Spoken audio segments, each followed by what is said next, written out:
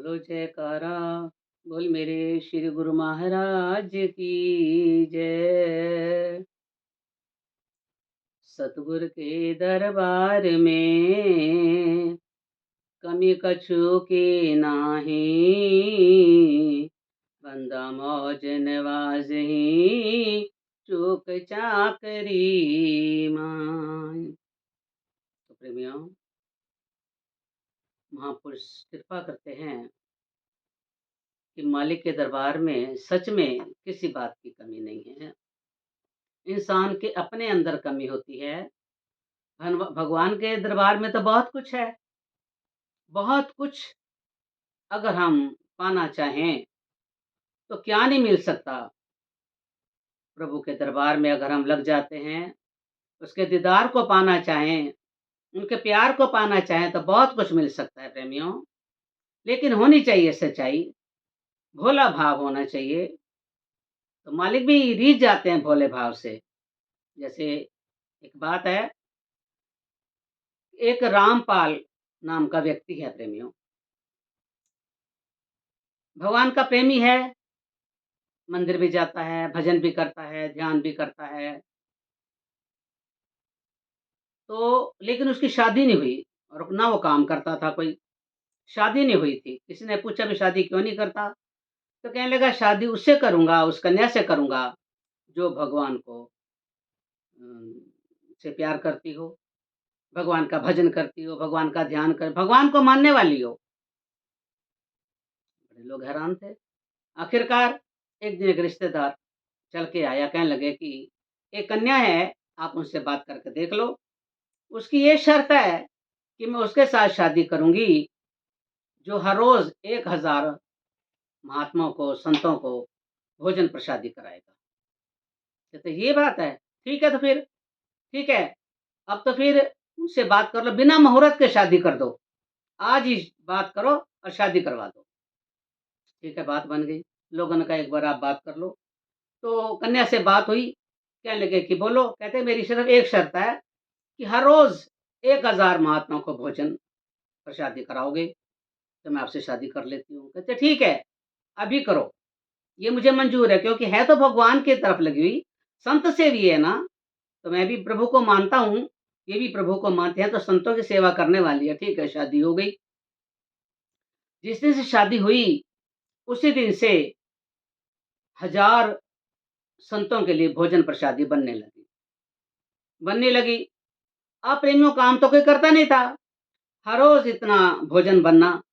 अगर 1000 की बात थी तो ज़रूरी नहीं हर रोज़ 1000 आते, कभी 1100 भी हो जाते, 1200 भी हो जाते, 1500 भी हो जाते थे। लेकिन वो रूटीन चलता रहा। चलते-चलते प्रेमियों, एक दिन ऐसा हुआ, तो चलता कहाँ से था, काम तो करता नहीं था।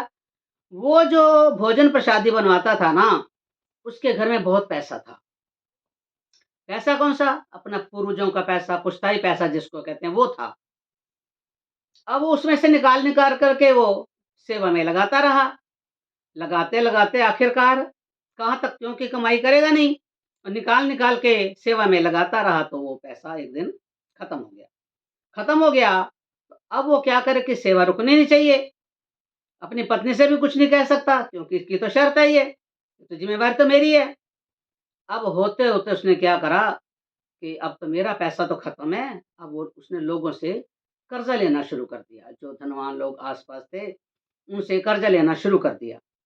लोगों ने कर्ज़ा देना, बड़े आराम से कर्ज़ा देते रहे, क्योंकि उनको पता था संपन्न व्यक्ति है, तो आज नहीं तो कल दे ही देगा। 5-6 महीने उसने खूब कर्ज़ा लिया। ले लेके उसने संतों की सेवा में भोजन प्रसादी वो करता रहा। अब लोगों से कर्ज़ा लेने के लिए जाता तो लोग उसको कर्ज़ा भी नहीं देते थे। क्योंकि वो कहता था कि पहले पिछले पैसे, पहला पिछला कर्ज़ा तो दे दो, तो उसके पास था ही नहीं, देता कहाँ से? लोगों ने आपस में सलाह करी कि ये देखो, अब ना इसकी हालत पहले वाली नहीं है, इसको अब कर्ज़ा देना बंद कर दो, ये उतारेगा नहीं, कर्ज़ा दे नहीं सकेगा। लोगों ने उसको कर्ज़ा देना भी बंद कर दिया। अब परेशानी होगी, अब क्या करें? अब तो संतों की सेवा रुक जाएगी, रुकनी नहीं चाहिए। उसने सोचा, एक दिन कहता है अब तो अपना पत्नी को कह सकता हूँ, अब ऐसा है कर्ज़ा भी नहीं मिलता, मेरे पास भी पैसा नहीं है, अब मैं चोरी करना शुरू करूँगा। उसे क्या कहता, रात को उठता और जो थे, धनवान लोग थे, उनके घरों में वो चोरी करने लग गया। चोरी क्या करता? रसोई में जा कर के चीनी, चावल, आटा, दाल, घी जो राशन का सामान था, जैसे भोजन सामग्री, वो चोरी करके ले आता। अब लोगों में शोर मच गया कि ये कौन ऐसा चोर है? सवेरे उठते हो कहते हैं मेरे घर में चोरी हुई है, वो कहते हैं मेरे घर में चोरी हुई है। ये ऐसा कौन चोर है जो रसोई का सामान चुराता है लेकिन धन माल को हाथ नहीं लगाता? आखिरकार उन्होंने एक पहरादार शुरू कर दिया लगाने। पहरेदार खड़ा हो गया, सिक्योरिटी शुरू हो गई कि यहाँ पर कोई चोर आता है, लेकिन वो फिर चोरी भी ना कर सका, वो भी बंद हो गया। अब वो क्या करे? अब तो भोजन प्रसादी बनानी ज़रूर है। अब उसने जो संपन्न लोग थे उनके घरों में धन की चोरी शुरू कर दी करनी। तो उसमें सोना, चांदी, धन जो मिलता था, चोरी करके ले आता। ला कर के उसको बेचता, संतों की सेवा में, भोजन प्रसादी में वो लगा देता था। अब ये भी हो गया कि ये चोरी कौन करता है? उन्होंने वहाँ भी पहरा लगा दिया कि कोई चोरी ना कर जाए। वो भी उनका उसका रुक गया रास्ता, वो भी चोरी नहीं कर सकता था। अब एक दिन ऐसा आ गया प्रेमियों, उसके पास बिल्कुल भी एक पैसा नहीं कि कल के लिए महापुरुषों के लिए, संतों के लिए भोजन प्रसादी के लिए कुछ व्यवस्था हो जाए। अब उसने सोचा अब मैं क्या करूँ? मन में आया कहता अब तो मैं ना लोगों को लूटा करूँगा। अब लूटूँ कैसे? अब वो चला गया एक जंगल में जाके बैठ गया। पत्नी ने पूछा कहाँ जा रहे हो? कहता है कि मैं ज़रा बाहर घूमने जा रहा हूँ। जाके जंगल में बैठ गया, घने जंगल में। कहते हैं अब यहाँ से जो भी लोग निकलेंगे ना, मैं उसको लूट लूँगा। अब इतनी बात को देख कर के भगवान के अंदर कितना उसके प्रति प्यार उठा कि देखो संतों की सेवा के लिए कितना कुछ ये कर रहा है। अपने लिए तो कुछ नहीं कर रहा, ना अपने लिए चोरी कर रहा है, ना अपने शरीर पे कुछ लगा रहा है। जो कुछ भी कर रहा है संतों की, जो मेरे वैष्णव हैं, मेरे संत हैं, उसके लिए चोरी कर, उनके भोजन प्रसादी के लिए। तो इसका तो पूरा साथ दे देना चाहिए। अब ये क्या करेगा? कल ये परेशान हो जाएगा, ये ना कि अपने आप को खत्म कर दे ये। तो संतों की सेवा तो ज़रूर चलनी चाहिए क्योंकि मेरे संत हैं। भगवान ने क्या करा, उस दिन उन्होंने अपने आप को एक सेठ का रूप बनाया। सेठ का रूप क्या, बड़ी-बड़ी मूंछें लगा ली, बहुत बड़ी पाग बाँध ली सिर पे, जो हीरे मोती से जड़ी थी और कमर में करधनी सोने की और सारे जड़े हुए गहने पहन लिए, सारा लाद लिया सोने से जड़े हुए गहनों से। सारी उँगलियों में अंगूठियाँ, बाजूबंद, कड़ूले, जो था सोने का सारा सामान पहना और पैरों में सोने की जूती, जो हीरों से जड़ी हुई और एक छड़ी ले ली, जैसे सेठ लोग छड़ी लेके चलते हैं, बैंत जिसको कहते हैं, वो भी सोने की जड़ी हुई। रुक्मिणी ने देखा महाराज आज ये क्या है? तो वो कहते हैं आज एक भगत के मिलने जा रहा हूँ मैं। कहते ऐसा भगत है जिससे आप इस रूप में मिलने जा रहे हैं? कहता है। कहते फिर मैं भी चलूँगी। कहते नहीं तुम मत जाओ, तुम देख नहीं सकोगी।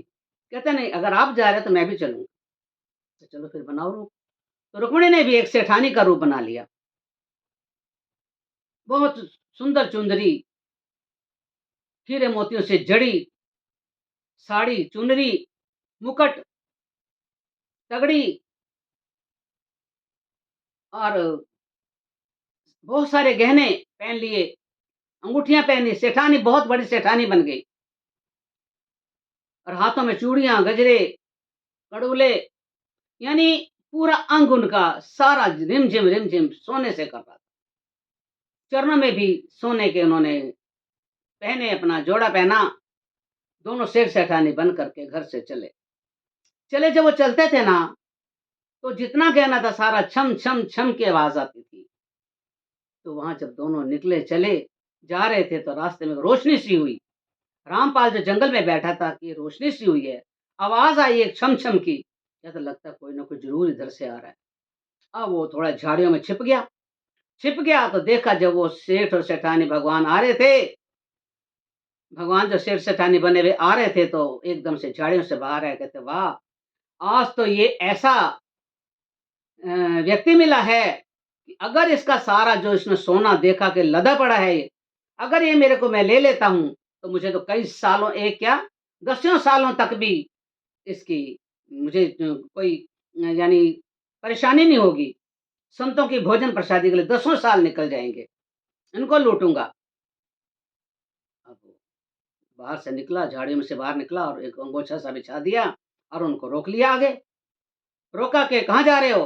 कहते जी ऐसे-ऐसे एक रामपाल भगत है, कोई रामपाल है, उससे मिलने जा रहे हैं हम। वो संत सेवी है, संतों की सेवा करता है, हम उनसे मिलने जा रहे हैं, उनके दर्शन करने जा रहे हैं। कहते अच्छा, तो फिर क्या करते हैं? कहते वो चोरी भी करता है, डाके भी करता है, संतों की सेवा के लिए करता है। हम उनके दर्शन करने के लिए जा रहे हैं। कहते जो कुछ है यहाँ उतार जाओ। तो भगवान तो जान थे, उन्होंने काँप रहे हैं, डर के काँप रहे हैं और वो सारा सामान अपना उतार भी रहे हैं और काँप भी रहे हैं। तो जब रुक्मिणी ने देखा, ये तो भगवान डर रहे हैं, काँप रहे हैं, बड़ी हैरान हुई, ये तो रावण से नहीं डरे, कुंभकर्ण से नहीं डरे, इतने बड़े-बड़े लोग थे जो डराने वाले, उनसे नहीं डरे और ये इस भगत से डर रहे हैं। भगवान जानते थे, उन्होंने रुक्मिणी को कोहनी मारी, कहते तू भी काँप, तू भी डर। देखो भगवान के आगे भक्तों के आगे भगवान को कैसा बनना पड़ता है, प्यार है ना, दीदार है ना, भोला भाव है। तो रुक्मिणी भी काँपने लगी। तो उस रामपाल ने सारा सामान उतरवाया, रुक्मिणी को कहा आप भी उतारो। उतरवा करके जब सब कुछ इकट्ठा कर लिया, तो भगवान को कहते हैं कि मैं ही रामपाल हूँ, जो मैंने आपको इतना परेशान किया, मैं रामपाल हूँ। भगवान तो खुश थे, जानते थे। तो जब भगवान जाने लगे, तो कहने लगे कि आपके पास और तो कुछ नहीं है? कहते नहीं। देखा तो एक छोटी उँगली में एक अंगूठी थी। कहने लगे ये अंगूठी कहाँ लिए जा रहे हो? ये भी दे जाओ। इस अंगूठी से मेरा 5-6 दिन का काम भोजन प्रसादी का चल जाएगा, इसको उतारो। भगवान कहते ये अंगूठी तो मेरी बचपन से है, तो उतरती भी नहीं है। कहते मैं उतारूँगा। ज़बरदस्ती उतारने लगा ना, तो नहीं उतरी।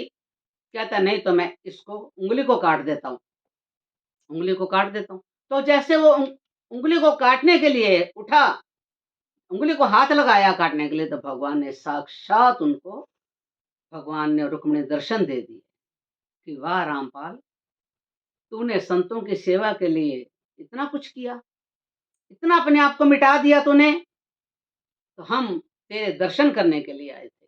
भगवान आपने मुझे दर्शन देकर के कृतार्थ किया। तूने अपने लिए कुछ नहीं किया, तूने जो कुछ किया संतों के लिए किया। तो मेरे संत थे, इसलिए मुझे तेरे पास आना पड़ा। अब ये क्या 10 साल का, तेरे को सारी ज़िंदगी पूरी जब तक तू जिएगा, जब तक तेरे अंदर साँस है, तेरे को कहीं से कुछ लाने की ज़रूरत नहीं पड़ेगी। हमेशा भोजन प्रसादी संतों के लिए बनाता रहेगा। तो वो कहते महाराज अब जा कहाँ रहे हो? कहते अब अपने वहाँ जाएँगे। कहते नहीं, आप ऐसे नहीं जाओगे, क्योंकि ये जो आपके दर्शन हुए हैं ना, मुझे मेरी पत्नी की वजह से हुए हैं। अगर मेरी पत्नी ये नियम ना लेती, हज़ार महापुरुषों का, संतों का भोजन करने का नियम ना लेती, मैं तो उसके पीछे तो हूँ। उसने, उसकी वजह से तो मुझे आपके दर्शन हुए। ऐसा है जिसने दर्शन, जिसकी वजह से आप उसको भी दर्शन दे के ज़रूर जाएँ। भगवान कहते ठीक है, फिर जाएँगे कैसे? भगवान ने कहा ठीक है। भगवान ने और रुक्मिणी ने छोटे-छोटे बच्चों का रूप बना लिया। छोटे-छोटे बालकों का रूप बनाया और जो थे रामपाल उन दोनों बच्चों को उठा कर के अपने घर आए। उठा भगवान को गोदी में उठा के लेके जा रहे हैं। घर में आए, दरवाज़ा बजाया, दरवाज़ा खुला, तो उनकी पत्नी ने कहा, "ये कौन है?" कहते, "ये भगवान है।" "इस रूप में?" कहते, "हाँ, इनके चरण छुओ, इनको बिठाओ, इनका मत्था टेको।" जैसे प्रेमियों उन्हें चरणों में मत्था टेका, साक्षात भगवान ने शंख चक्र धारण करे हुए रुक्मिणी जी ने साथ खड़े होकर के उनको दर्शन दिए, कृतार्थ कर दिया। चरणों में से उठे और सामने दर्शन दिए। तो उन्होंने आशीर्वाद दिया कि जो तुमने किया मेरे संतों के लिए किया है ना, आज के बाद तुम्हें किसी बात की कोई परेशानी, एक क्या, जब तक ज़िंदगी रहेगी तुम संतों की सेवा में लगे। इसलिए जो सेवा है, तो सबसे बड़ी बात ये हुई, भगवान कहते हैं जो तूने लोगों का धन चुरा करके जो सेवा करी है, वो भी लोग सार्थक हो गए हैं, क्योंकि वो धन जो था बेकार नहीं गया, वो संतों की सेवा में लगा। जिनका धन भी संत सेवा में लग जाता है ना, चाहे कैसे भी लगता है, उनका जीवन भी सार्थक हो जाता है। तो रामपाल ने कईयों का जीवन को धन बना दिया, अपना जीवन तो उसका धन हो ही गया था। तो भगवान ने दर्शन दिए, आशीर्वाद दिए और वहाँ से चले। तो इसी के साथ ही बड़े प्यार से, तो इसलिए कहते हैं अगर भोला भाव है तो मालिक हमारे से दूर नहीं, और वो देखने वाली अख जिसदे विच नूर नहीं है। तो इस चीज़ को तो अर्जुन भी भूल गए थे कि मैं उनको सारथी बनाता था, मैं उनको पीछे बैठता था। इसलिए तो भगवान की कृपा है, रामपाल ने दर्शन करे, उनकी पत्नी ने दर्शन करे, मालिक की कृपा हो, सबके ऊपर मालिक की दया हो, इसलिए देखने वाली आँख वो हो, जिससे मालिक दर्शा दें, जिसको जना दें, तेरी बंदगी से पहले मुझे कौन जानता था? इसलिए रामपाल ने चरणों में मत्था टेका, उनकी पत्नी ने टेका, भगवान ने दर्शन दे कर के अपने द्वारका में विराजमान हुए। तो इसी के साथ ही बड़े प्यार से भोले भाव मिले रघुराई, छल छिद्र मोहे नाश सुहाई। तो बड़े प्यार से मालिक के चरणों में जो प्यार हो, भोले भाव से अगर होता है, तो मालिक हमेशा हमारे अंग संग रहते हैं। बोलो जयकारा, बोल मेरे श्री गुरु महाराज की जय।